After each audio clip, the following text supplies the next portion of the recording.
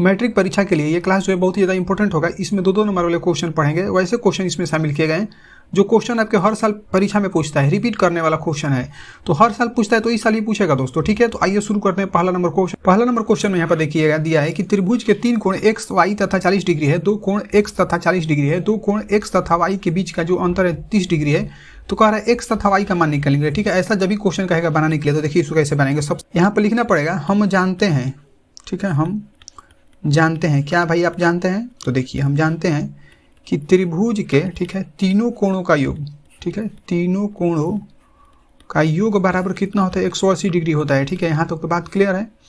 देखिए यहाँ पर x, y और जब 40 डिग्री को जोड़ेंगे तो हमारा कितना आ जाएगा? 180 डिग्री होगा, ठीक है। तो लिख सकते हैं कि x plus y plus 40 degree, ठीक है, बराबर कितना हो जाएगा? 180 डिग्री। यहाँ तक तो होगा।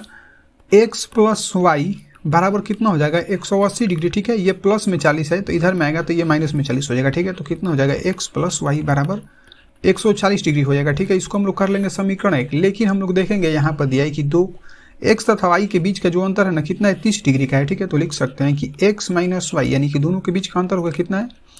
30 डिग्री है, ठीक है। तो इसको कर लेंगे समीकरण 2। अब जरा ध्यान से देखिए कि हम लोग क्या करेंगे कि इसको जोड़ेंगे, ठीक है। तो लिख सकते हैं कि समीकरण 1 और 2 को जोड़ने पर, ठीक है, तो लिख सकते हैं कि समीकरण 1 और, ठीक है, 2 को जोड़ने पर, ठीक है, जब जोड़ा जाएगा तो देखिए क्या होगा, ध्यान से देखिएगा।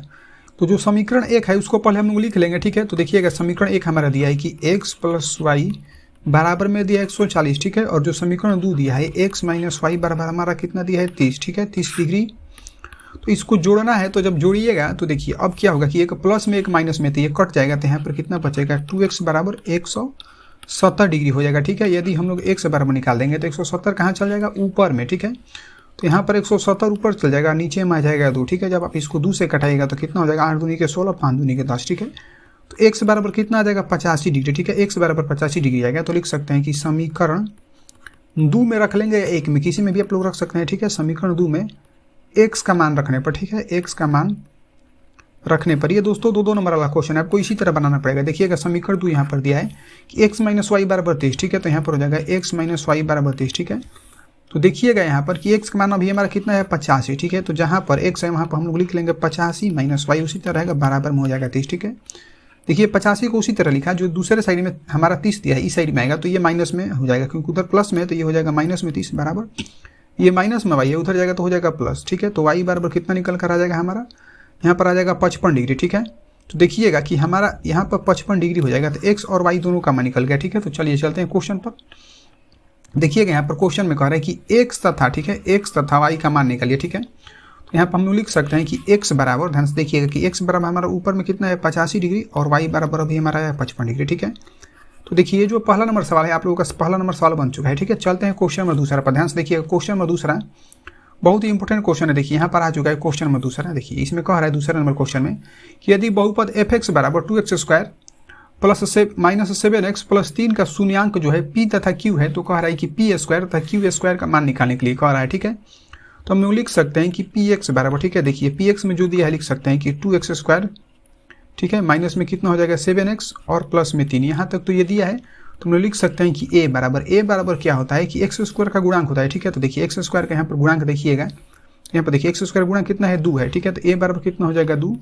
b बराबर होता है x का गुणांक, देखिए x का गुणांक कितना है? माइनस में 7 है, ठीक है। तो यहाँ पर कितना हो जाएगा? -7। और c बराबर होता है अचर पद, तो कितना दिया यहाँ पर देखिएगा? 3। तो 3 हो गया। यहाँ तक जब बात क्लियर है तो हम लोग क्या निकालेंगे? यहाँ पर शून्यकों का योगफल निकालेंगे, ठीक है। देखिए शून्यांक यहाँ पर p तथा q दिया है, ठीक है। तो शून्यकों का योग यहाँ पर कितना हो जाएगा कि p प्लस q बराबर निकालेगा तो कितना होता है? शून्यकों का योगफल माइनस b बटा में a, ये फार्मूला होता है माइनस b बटा में a, ठीक है। तो हम लिख देते हैं कि माइनस b बटा में a, ये फार्मूला हो गया, ठीक है। b का मान देखिएगा यहाँ पर कितना दिया है? 7 दिया है माइनस में, तो यहाँ पर माइनस में 7 होगा और एक साथ पहले से लगा हुआ है, ठीक है। ये सूत्र का -7 है। तो अब देखिए कितना हो जाएगा? a का मान यहाँ पर देखिएगा कि दिया है 2, ठीक है। तो यहाँ पर हो जाएगा 2, तो माइनस माइनस हो जाएगा प्लस, तो कितना हो जाएगा? 7 बटा में 2, मतलब हमारा जो यहाँ पर आ चुका है शून्यकों का योगफल, ठीक है। अब हम लोग निकाल लेंगे शून्यकों का गुणनफल, यानी कि अल्फा बीटा बराबर निकालेंगे। अल्फा बीटा नहीं लिखेंगे बल्कि यहाँ पर लिख लेंगे पी क्यू, क्योंकि शून्यंक हमारा यहाँ पर पी क्यू दिया है, ठीक है। तो पी क्यू बराबर निकलेगा तो शून्यकों का जो गुणनफल होता है सी बटा में होता है, ठीक है। तो सी का मान देखिएगा कि यहाँ पर देखिएगा 3 दिया है, ठीक है। तो यहाँ पर 3 हो जाएगा और ए का मान दिया है 2, ठीक है। तो यहाँ पर 2, तो शून्यकों का गुणनफल हमारा आ गया 3/2, लेकिन हमको क्वेश्चन में ये नहीं कह रहा निकालने के लिए, हमको कह रहा है कि P square plus Q square निकालना है। ठीक है, तो जरा ध्यान से देखिएगा, हम लोग लिख सकते हैं कि निकालना क्या है कि P square plus Q square निकालना है। ठीक है, हम इसको कैसे लिख सकते हैं, ध्यान से देखिएगा कि हम लोग इसको ऐसे भी लिख सकते हैं कि पी प्लस क्यू का होल स्क्वायर कर लेंगे। ठीक है, और यहाँ से हम लोग 2pq घटा लेंगे तो हमारा कितना आ जाएगा, यही फॉर्मूला आ जाएगा, मतलब P square plus Q square को हम लोग इस तरीके से लिख सकते हैं। ठीक है, अब देखिए जब यहाँ तक हो गया तो हम लोग क्या करेंगे कि जो देखिएगा कि पी स्क्वायर, अच्छा पी प्लस क्यू का होल स्क्वायर दिया है। ठीक है, देखिए कि पी प्लस क्यू का मान हमारे यहाँ पर 7/2, यहाँ पर देखिए कि 7/2 आया है। ठीक है, तो यहाँ पर कितना हो जाएगा 7/2, इसका हो जाएगा स्क्वायर। ठीक है, और -2 उसी तरह रहेगा, और पी क्यू का मान देखिएगा तो अभी देखिएगा कि यहाँ पर कितना है 3/2 आया। ठीक है, तो यहाँ पर हो जाएगा 3/2। ठीक है, 7 का स्क्वायर करेगा तो कितना हो जाएगा 49, और 2 का स्क्वायर करेगा तो 4, माइनस यहाँ पर कितना बचेगा 3। ठीक है, जब इसका लॉसा निकालिएगा तो लॉसा आ जाएगा 4, तो यहाँ पर हो जाएगा 49 - 12। ठीक है, तो देखिए यहाँ पर हो गया 9 में से 2 जाएगा तो हो जाएगा 7, ये हो गया 4 में से 1 जाएगा तो 3। ठीक है, तो 37 में कितना हो जाएगा 4, जब आप इसको कटाइएगा तो कितना आ जाएगा 9.25। ठीक है, देखिए कि 9.25 है, यही इसका आंसर हो जाएगा। ठीक है, जो क्वेश्चन नंबर दूसरा था इसका आंसर हमारा कितना आएगा 9.25। ठीक है, आपको एग्जाम में जाने से पहले ये सभी सवाल को रिवीजन करके जाना है। यदि आप बिना रिवीजन किए हुए जाते हैं परीक्षा देने तो आपको पछताना पड़ेगा दोस्तों, क्योंकि क्वेश्चन जो है सेम टू सेम इसी तरीके का आने वाला है। ठीक है, चलते हैं क्वेश्चन नंबर 3 पर। देखिए क्वेश्चन नंबर 3 देखिए कितना इंपॉर्टेंट है, यहाँ पर दिया है 3 नंबर क्वेश्चन में कि यूक्लिड विभाजन एल्गोरिथ्म के प्रयोग से या मदद से 870 और 225 का कह रहा है मौसा निकालने के लिए। ठीक है, ऐसा जब भी सवाल आएगा बनाने के लिए तो सबसे पहले आप लोगों को इसको रफ पर बनाना पड़ेगा, मतलब साइड में बनाइएगा। ठीक है, नहीं तो गलती आपका हो सकता है। जैसे देखिए यहाँ पर 225 दिया है ना, यहाँ पर लिख दीजिएगा 870। ठीक है, तो अब देखिए ये 3 बार में जाएगा तो कितना हो जाएगा 25 3 75 और 2 23, यानी कि कितना हो जाएगा 675। तो यहाँ पर हो जाएगा 5, ये हो जाएगा 9, यानी कि 9 6 15 हो जाएगा। ठीक है, तो यहाँ पर हो जाएगा 9 और यहाँ पर हो जाएगा 1, यानी कि 195। अब यहाँ पर कितना हो जाएगा 225 जब उतरेगा तो ये 1 बार में जाएगा। ठीक है, तो यहाँ पर हो जाएगा 195, तो 5 में से 5 जाएगा तो 0, और इसको हंसी लेगा 12, 12 में से 9 जाएगा तो 3, मतलब ये 30 हो जाएगा। ठीक है, ऊपर से उतरेगा कितना 195। ठीक है, इसको आप ले जाएगा 3 6 18, 6 बार में जाएगा, मतलब 180 हो जाएगा। ठीक है, तो यहाँ पर कितना बचेगा 15, और ऊपर से उतरेगा 30। ठीक है, देखिए कब बार में जाएगा 2 बार में, यहाँ पर ये चल जाएगा 2 बार में। ठीक है, तो देखिएगा यहाँ पर ये कट गया। ठीक है, हम लोग यहाँ पर लिखेंगे कि यूक्लिड विभाजन एल्गोरिथ्म से। ठीक है, तो यहाँ पर हो जाएगा यूक्लिड, ठीक है, यूक्लिड विभाजन, ध्यान से देखिएगा यूक्लिड विभाजन एल्गोरिथ्म से। ठीक है, तो यहाँ पर हो जाएगा एल्गोरिथ्म से। ठीक है, तो चलिए देखिए यूक्लिड विभाजन एल्गोरिथ्म से हो गया। अब जरा ध्यान से समझिएगा आप लोग। ठीक है, देखिए यहाँ पर हमको लाना है 870। ठीक है, तो 870 को आप लोग लिखिएगा यहाँ पर, ध्यान समझिए कि 870 बराबर कितना हो जाएगा 225 में गुणा करिएगा 3 से। ठीक है, तो यहाँ पर कितना हो जाएगा 225। ठीक है, और गुणे कितना हो जाएगा 3, और शेष कितना है हमारा 195 यहाँ पाया शेष। ठीक है, तो यहाँ पर कितना हो जाएगा 195। फिर हमको लाना ये वाला 225 को, ध्यान से समझिएगा। तो यहाँ पर कितना हो जाएगा 225 बराबर, अब इस 195 में का गुणा करेंगे हम इस 1 से। ठीक है, तो यहाँ पर कितना हो जाएगा कि 195 गुणे 1 होगा। ठीक है, और प्लस शेष हमारा कितना है ये वाला 30 यहाँ पर है। ठीक है, तो यहाँ पर कितना हो जाएगा 30।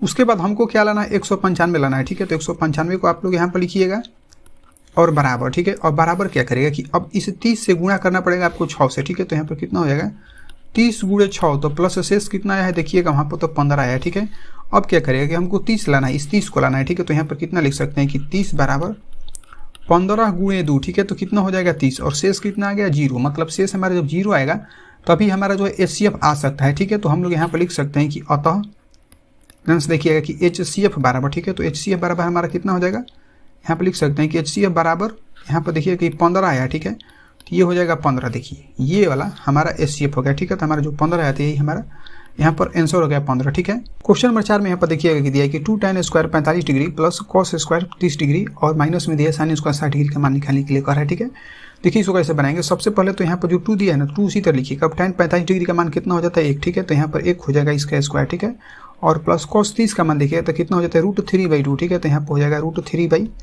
ठीक है, और इसका स्क्वायर है तो यहाँ पर होगा स्क्वायर। ठीक है, और माइनस sin 60 डिग्री का मान कितना हो जाता है √3/2, यही होता है। ठीक है, तो यहाँ पर √3/2 होगा, इसका हो जाएगा स्क्वायर। ठीक है, यहाँ से फिर बनाइएगा तो यहाँ पर कितना हो जाएगा देखिए 2 उसी तरह हो जाएगा, और 3 का स्क्वायर करेगा तो हो जाएगा 3, और 2 का स्क्वायर करेगा तो हो जाएगा 4। ठीक है, और यहाँ से √3 है, यहाँ पर माइनस हो जाएगा। ठीक है, ये माइनस होगा 3 का, मतलब √3 का स्क्वायर करेगा तो 3 होगा, और 2 का स्क्वायर 4। ठीक है, देखिए कि ये वाला 3/4, ये वाला 3/4, एक प्लस में एक माइनस में तक कर जाएगा। ठीक है, तो देखिए कि हमारा आंसर कितना आ गया 2। देखा आप लोगों ने क्वेश्चन नंबर 4 हम लोग पढ़ लिया। ठीक है, अब चलते हैं क्वेश्चन नंबर 5 पर। क्वेश्चन नंबर 5 को यहाँ पर देखिए कह रहा है कि रेखाखंड AB का नियामक जो है 2 4 है, यदि A का नियामक जो है 5 7 है, तो कह रहा है B का नियामक निकालने के लिए। ठीक है, तो देखिए इसको सबसे पहले यहाँ पर इस तरीके का सवाल रहेगा तो आपको एक सीधी रेखा खींचना है, ठीक है। इधर में लिख लीजिएगा ए, इस साइड में हो जाएगा बी, ठीक है। एक साइड में ए, एक साइड में बी। देखिएगा कि यहाँ पर हमारा यहाँ पर देखिएगा कि यहाँ पर कह रहा है ना कि ए का नियामक, ठीक है। ए का नियामक देखिए कितना दिया है 5 7, तो यहाँ पर कितना हो जाएगा 5 7, ठीक है। और बी का नियामक कह रहा है यहाँ पर कुछ भी नहीं दिया है, मतलब यहाँ पर कितना हो जाएगा एक्स वाई, ठीक है। और कह रहा है कि एक जो मध्य बिंदु है ए बी का मध्य बिंदु, उसका नियामक क्या है 2 4 है, ठीक है। तो यहाँ पर कितना हो जाएगा 2 और यहाँ पर हो जाएगा 4, ठीक है। तो हम लोग इसका नाम लिख लेते हैं पी, यानी कि इसका जो मध्य नियामक क्या है पी है, ठीक है। तो लिख सकते हैं कि माना, ठीक है, बिंदु पी, ठीक है, यहाँ पर हो जाएगा माना बिंदु पी, ठीक है, ए बी का मध्य बिंदु है, ठीक है। ए बी का मध्य बिंदु है, ठीक है। ए बी का मध्य बिंदु है, ठीक है। यहाँ तक जब हो गया तो देखिए लिख लीजिएगा यहाँ पर कि बिंदु पी का, ठीक है, देखिए बिंदु पी का एक्स नियामक, ठीक है। बिंदु पी का एक्स नियामक यहाँ पर हो जाएगा नियामक, ठीक है। तो यहाँ पर हो जाएगा नियामक। देखिएगा कि बिंदु पी का एक्स नियामक के लिए फार्मूला कितना होता है नियामक का कि x1 प्लस x2 और बटा में कितना होता है 2, ठीक है। ध्यान से समझिएगा कि अब कह रहा है x का नियामक। देखिए कि यहाँ पर जो x का नियामक कितना हो जाएगा 2 हो जाएगा, ठीक है। यहाँ पर हो जाएगा 2, तो यहाँ पर जो नीचे में लिखा है ना, यहाँ पर हम लोग लिख सकते हैं यहाँ पर 2, ठीक है। तो यहाँ पर नियामक के नीचे हम लोग लिख देते हैं 2 यहाँ पर, ठीक है। ध्यान समझिएगा। उसके बाद ये वाला x1 हो जाएगा, ठीक है। तो यहाँ पर ये क्या हो जाएगा x2 हो जाएगा, ठीक है। ध्यान समझिएगा। अब उसके बाद फिर से हम लोग बनाएंगे तो देखिए x1 अभी हमने बताया था कितना हो गया, अब यहाँ पर देखिए कि 5 है, तो यहाँ पर कितना हो जाएगा 5 प्लस x2 का मान अभी हमारा कितना हो जाएगा, यहाँ पर x दिया है, ठीक है। तो यहाँ पर x हो जाएगा और बटा में कितना हो जाएगा 2, ठीक है। जब तीसरा त्रिज्या गुणा करेगा तो देखिए कितना हो जाएगा, यहाँ पर हो जाएगा 2 दूनी के 4 और बराबर कितना हो जाएगा 5 प्लस x होगा, ठीक है। जब आप इसको पक्षांतर करिएगा मतलब तो देखिए यहाँ पर कितना हो जाएगा, ये प्लस में यहाँ पर 4 हो जाएगा उसी तरीके से, और ये प्लस में 5 है तो इधर में आ जाएगा तो माइनस में 5 हो जाएगा, ठीक है। और बराबर कितना हो जाएगा x, ठीक है। तो x बराबर कितना आ जाएगा माइनस में, ठीक है। देखिए हमारा x का मान तो निकल गया, x का मान हमारा कितना आ गया माइनस में, ठीक है। अब हम लोग निकालेंगे दूसरे साइड वाले को, ठीक है। तो देखिए इसके नीचे फिर लिखेंगे हम लोग, ठीक है। यहाँ पर लिख लेंगे कि बिंदु, अब यहाँ पर p, अब जहाँ पर देखिए x है ना, हम लोग यहाँ पर क्या लिख लेंगे y, ठीक है। तो बिंदु p का y नियामक हम निकालेंगे, ठीक है, y नियामक, ठीक है। तो बिंदु p का जब y नियामक निकलिएगा तो यहाँ पर x1 लिखे हैं ना, अब हम लोग क्या लिख लेंगे यहाँ पर xy लिख लेंगे, ठीक है। तो यहाँ पर कितना हो जाएगा y1 प्लस y2, ठीक है। और बटा में कितना हो जाएगा 2। तो देखिएगा कि अब इसके नियामक कितना हो जाएगा, यहाँ पर देखिएगा 2 था तो हम लोगों ने 2 लिखा था, लेकिन अब यहाँ पर कितना ले लेंगे 4, ठीक है। तो यहाँ पर कितना हो जाएगा 4। y1 का नियामक यदि करेंगे तो देखिए ये y1 हो जाएगा, ठीक है। और यहाँ से ये हो जाएगा y2। ध्यान समझिएगा। तो यहाँ पर कह रहा है y1, तो y1 का मान अभी कितना है यहाँ पर देखिएगा 7, और y2 का मान कितना है यहाँ पर देखिएगा कि y, ठीक है। तो यहाँ पर कितना हो जाएगा 7 प्लस y हो जाएगा, ध्यान से देखिए। और बटा में कितना हो जाएगा 2, ठीक है। जब आप इसको तिर्यक गुणा करिएगा तीसरा त्रिशी तो कितना हो जाएगा 4 दूनी के 8 और बराबर कितना हो जाएगा 7 प्लस y, ठीक है। तो यहाँ पर घटेगा तो 8, ये प्लस में 7 इधर में आएगा तो माइनस हो जाएगा और बराबर में y, ठीक है। तो y बराबर कितना जाएगा 1, ठीक है। यहाँ तक जब हमारा आ गया तो चलते हैं क्वेश्चन पर, देखते हैं क्या कह रहा है, ठीक है। देखिएगा यहाँ पर क्वेश्चन में कह रहा है कि b का नियामक याद करने के लिए, ठीक है, b का नियामक कह रहा है निकालने के लिए। तो हमारा देखिएगा कि b का नियामक x1 और जो y2 लिए थे, x1 और जो y लिए थे, तो हमारे यहाँ पर कितना हो जाएगा b का नियामक, ठीक है। लिख सकते हैं कि b का, ठीक है, यहाँ पर हो जाएगा नियामक, ठीक है, b का नियामक, ठीक है। तो देखिएगा कि b का नियामक जो होगा बराबर कितना हो जाएगा, देखिए कि हमारा कितना है अभी x का मान है माइनस में 1 और यहाँ पर y का मान है 1, ठीक है। तो इसी चीज़ को हम लोग यहाँ पर लिख लेंगे कि माइनस में 1 हो जाएगा और कितना हो जाएगा 1, ठीक है। तो देखिएगा कि यही वाला आपका आंसर रहेगा, ठीक है दोस्तों। जो यहाँ पर आपका 5वां नंबर क्वेश्चन था, ठीक है, यहाँ पर उसका आंसर हो जाएगा माइनस में 1 और 1, ठीक है। बहुत ही इंपॉर्टेंट क्वेश्चन था, आप लोग इसको रिवीजन करके जाइएगा, ठीक है। क्वेश्चन नंबर 6 को यहाँ पर ध्यान से देखिए, कह रहा है कि बिना भाग दिए हुए बताएं कि परिमेय संख्या 13/343 का दशमलव प्रसार जो है शांत है या अशांत, ठीक है। देखिए इसको कैसे बनाएंगे। सबसे पहले यहाँ पर देखिए कि 13 में जो 343 लिखा है ना, इसको 343 लिख लीजिएगा। और जो 343 है नीचे में बस हर वाले को आपको ध्यान रखना है, अंश कुछ भी उससे हमको लेना देना नहीं है, ठीक है। तो हर में क्या करिएगा कि जो हर रहेगा उसका अभाज्य गुणनखंड के रूप में आप लोग तोड़िएगा, ठीक है। कितना हो जाएगा 7 × 7 × 7 3 बार होगा, ठीक है। इसमें हम लोग लिख लेंगे, ठीक है। यहाँ पर लिखेंगे कि इसमें 2 और 5 के अलावा, ठीक है, 2 और 5 के अलावा, ठीक है, 5 के अलावा, ठीक है, अलावा यहाँ पर हो जाएगा अलावा, ठीक है, अलावा और भी गुणनखंड है। ध्यान से समझिएगा कि और भी गुणनखंड है। देखिए अब होता क्या है कि जब 2 और 5 ही रहेगा ना, इसका जब गुणनखंड पहले हम लिख देते हैं यहाँ पर कि गुणनखंड, देखिए जब 2 और 5 ही रहेगा तभी जाकर ये जो है शांत होता है। इसके अलावा कुछ भी संख्या रहेगा तो वो जो है अब शांत नहीं होता है, अशांत हो जाता है, ठीक है। तो उसी चीज़ को हम लोग यहाँ पर लिख रहे हैं कि 2 और 5 के अलावा और भी गुणनखंड है, ठीक है। अतः, ठीक है, यहाँ पर हो जाएगा कि अतः यह जो है अशांत आवर्ती है, ठीक है। यह क्या हो जाएगा, अशांत आवर्ती है। इतना आप लिखिएगा परीक्षा में, तब जाकर आपको दोस्तों ये सवाल बनाने पर आपका 2 नंबर मिल जाएगा, ठीक है। अशांत आवर्ती है, ठीक है। तो हमने क्वेश्चन नंबर 6 पढ़ लिया। चलते हैं क्वेश्चन नंबर 7 पर। क्वेश्चन नंबर 7 को ध्यान से देखिए। यहाँ पर कह रहा है कि कक्षा x के यानी कि कक्षा 10 के 10 छात्र जो है गणित के प्रश्नावली में भाग लेते हैं। यदि लड़कियों की संख्या लड़कों की संख्या से 4 अधिक है तो कह रहा है इसके लिए रैखिक युग्म बनाने के लिए कह रहा है, ठीक है। तो देखिए सबसे पहले हम लोग यहाँ पर लड़कों की संख्या और लड़कियों की संख्या जो भी दिया है उसको मानना पड़ेगा, ठीक है। तो यहाँ पर लिख लेंगे कि माना लड़कियों की संख्या, ठीक है। तो माना लड़कियों की संख्या, ठीक है। तो लड़कियों की जो संख्या होगा ना हम लोग मान लेंगे 1 से दिया है, ठीक है। और लड़कों की संख्या, ठीक है। तो यहाँ पर लिख लेते हैं कि लड़कों की जो संख्या हो जाएगा वो हो जाएगा कितना y, ठीक है। जब यहाँ तक हो गया तो हम लोग देखेंगे कि कर रहे हैं कि कक्षा x के मतलब किसी कक्षा में 10 गो छात्र हैं, ठीक है। तो छात्र है मतलब दोनों मिलाकर है, छात्र और छात्राएं दोनों हैं। तो यहाँ पर लिख सकते हैं कि प्रश्न से, ठीक है। तो इसका मतलब ये होगा कि जो x और y दोनों को हम लोग जोड़ेंगे तो कितना हो जाएगा 10, ठीक है। तो वही लिख लेंगे कि x प्लस y बराबर हो जाएगा 10। आगे क्वेश्चन में देखिएगा तो यहाँ पर दिया है कि लड़कियों की जो संख्या है ना लड़कों की संख्या से 4 अधिक है, ठीक है। तो लड़कियों की संख्या देखिए कितना माने हम लोग x माने, ठीक है। यहाँ पर तो यहाँ पर हो जाएगा x बराबर कह रहा है लेकिन लड़कों की संख्या से 4 अधिक है, ठीक है। तो लड़कों की संख्या कितना माने हम लोग यहाँ पर देखिए कि y माने, ठीक है। तो y से कह रहा है 4 अधिक है, तो 4 अधिक हो गया। यदि आप लोग इसको बनाइएगा तो x ये प्लस में y है, इधर में हो जाएगा तो माइनस में हो जाएगा, ठीक है। और बराबर कितना हो जाएगा 4, ठीक है। देखिएगा कि यहीं तक हमारा रैखिक समीकरण बन चुका है, ठीक है। देखिए कैसे, क्योंकि देखिए कह रहा था ना कि रैखिक समीकरण युग्म लिखने के लिए, ठीक है। तो देखिए कि यहाँ से एक समीकरण हमारा बन गया ऊपर में और एक समीकरण बन गया नीचे में, ठीक है। तो यही इसका आंसर हो जाएगा दोस्तों, ठीक है। यहीं तक ये सवाल बनेगा, आगे नहीं बनेगा, ठीक है। क्वेश्चन नंबर देखिए 8 में दिया है कि वृत्त के उस चाप कोण जीवा की लंबाई बताना है जो 6 सेंटीमीटर त्रिज्या वाले वृत्त के केंद्र से 4 सेंटीमीटर की दूरी पर है, ठीक है। देखिए सबसे पहले इसको बनाने से पहले यहाँ पर एक बनाना पड़ेगा वृत्त, ठीक है। तो देखिए यहाँ से एक वृत्त बन गया। तो अब जरा क्वेश्चन को ध्यान समझिएगा कि कह रहा ना कि उसका जो जीवा है, तो देखिए यहाँ से हम मान लेते हैं कि एक जीवा है, इसका हम नाम भी लिख देते हैं यहाँ पर a, इधर लिखते हैं b, ठीक है। अब कह रहा है कि जो 6 सेंटीमीटर त्रिज्या वाले यानी कि यहाँ से यहाँ तक उसका त्रिज्या कितना हो जाएगा 6 सेंटीमीटर, ठीक है। तो यहाँ पर हम लिख देते हैं कि 6 सेंटीमीटर ये दिया है और यहाँ पर हम नाम लिख देते हैं इसका वो मतलब उसका केंद्र है वो, और कह रहा है कि केंद्र से 4 सेंटीमीटर की दूरी पर है, ठीक है। तो इसका मतलब यहाँ से जो जीवा की दूरी है वो कितना है 4 सेंटीमीटर, ठीक है। जब यहाँ पर 4 सेंटीमीटर है तो ये क्या हो जाएगा लंब हो जाएगा, ठीक है। लिख सकते हैं यहाँ पर कि चूंकि ध्यान से समझिएगा कि यहाँ पर अब देखिए कुछ भी नहीं दिया है तो हम यहाँ पर नाम लिख देते हैं इसका p, ठीक है। तो लिख सकते हैं कि OP लंब है किस पर AP पर लंब है, ठीक है। AB पर लंब है लिख लेंगे। हम जानते हैं कि, ठीक है, क्या जानते हैं तो देखिए हम जानते हैं कि वृत्त के केंद्र से, ठीक है, वृत्त के केंद्र से जीवा पर, ठीक है, जीवा पर खींचा गया लंब, ठीक है, जीवा पर खींचा गया लंब, ठीक है, क्या करता है कि जीवा को, ठीक है, समद्विभाजित करता है, ठीक है। तो यहाँ पे लिखना पड़ेगा कि आपको समद्विभाजित करता है, ठीक है, समद्विभाजित करता है। देखिए जब समद्विभाजित करेगा तो होगा क्या कि यहाँ से देखिए कि AP और BP क्या हो जाएगा बराबर होगा। इस तरीके से देखिए कि यहाँ से अब समद्विभाजित किया तो यहाँ से AP, ठीक है, और यहाँ से जो PB होगा ये दोनों बराबर होगा, ठीक है। तो लिख सकते हैं कि AP बराबर हमारा कितना हो जाएगा PB। यहाँ तक तो बात क्लियर है। तो देखिएगा कि AO कितना दिया है यहाँ पर, देखिए कि AO बराबर हमारा कितना दिया, यहाँ पर देखिए कि 6 सेंटीमीटर दिया है, ये वाला 6 दिया है, ठीक है। तो यहाँ पर कितना हो जाएगा 6 सेंटीमीटर, ठीक है। उसी तरीके से फिर देखिए कि OP कितना दिया है 4 सेंटीमीटर दिया है, यहाँ तक ये दिया है। लिख लेंगे यहाँ पर त्रिभुज AOP में, ठीक है। देखिए AOP में यदि हम लोग त्रिभुज AOP में देखेंगे तो देखिए कि यहाँ पर जो AP है ना, ये वाला AP, तो AP क्या है आधार है, ठीक है। तो आधार बराबर कितना होता है यहाँ पर हम लिख देते हैं कि AP बराबर, ठीक है। तो AP बराबर मतलब आधार बराबर कितना होता है अंडर रूट कोण स्क्वायर माइनस लंब स्क्वायर, ठीक है। तो देखिए कि कोण कितना दिया है 6 और हमारा लंब दिया है 4, ठीक है।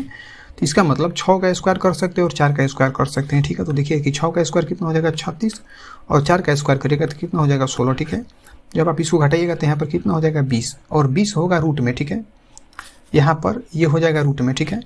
तो यहाँ पर हम लगा देते हैं रूट, ठीक है। तो इसका मतलब ये होगा कि यहाँ पर देखिएगा कि ये 2√5 हो जाएगा, 2 दूनी के 4 और 4 × 20, ठीक है। तो यहाँ तक ये सेंटीमीटर हो गया है। लेकिन क्वेश्चन में यदि आप लोग देखिएगा यहाँ पर देखिए क्वेश्चन में कह रहा है ना यहाँ पर कि उस जीवा की लंबाई कह रहा है, ठीक है। तो जीवा यहाँ पर देखिए क्या है कि AB यहाँ पर जीवा है, ठीक है। तो हमको AB निकालना है, तो AB निकालने के लिए क्या करेंगे इसमें 2 से हम लोग गुणा कर लेंगे, ठीक है। तो लिख सकते हैं कि जीवा AB बराबर, ठीक है, AB बराबर कितना हो जाएगा 2 × 2√5 हो जाएगा, ठीक है। 2 × 2√5 में जब हम लोग गुणा कर लेंगे तो कितना हो जाएगा देखिए 2 दूनी के 4 हो जाएगा और 4√5, ठीक है। तो जो 4√5 आएगा यही हमारा आंसर हो जाएगा, ठीक है दोस्तों 4√5।